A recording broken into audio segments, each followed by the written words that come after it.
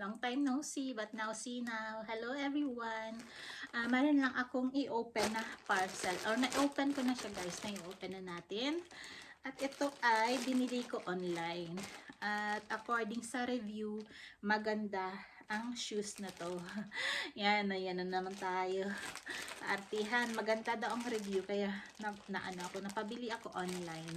So, nabili ko to kasi yung paa ko nga is nagrereklamo na sa trabaho na pagod na siya, napapagod.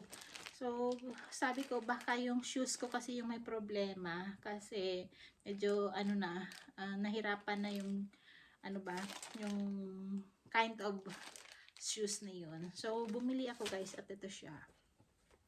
According sa review ng shoes na to is good for all health workers, yung mga hospital workers natin. So, I want to try this to use sa work. So, hopefully, maganda yung kinalabasan nito na makatulong sa stressful na work natin sa healthcare. So, try natin, sukatin. Size 35 or 36 lang ang makasya sa akin. So, hopefully maganda. Maganda ang kulay, di ba? Ayan. So, hopefully guys, nadighay ako. Magkasya, or gugana ba sa trabaho na maganda yung niya. Maganda siyang gamitin at makatulong para hindi sumakit yung bintik ko. So, ayan ang purpose nito. Kaya ko to binili. So, we'll see.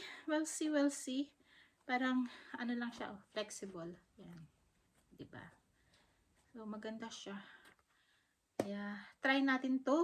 At, kung ano ang update nito, kung anong result nito, kung if it's okay to use this at work, I gonna do another video.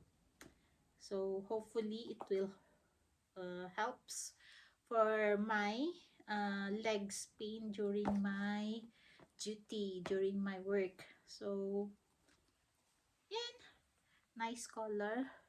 Pag-match naman to sa aking duty uniform. So, hopefully, it will help me. Hopefully, it will work. So, that's for it. That's for now.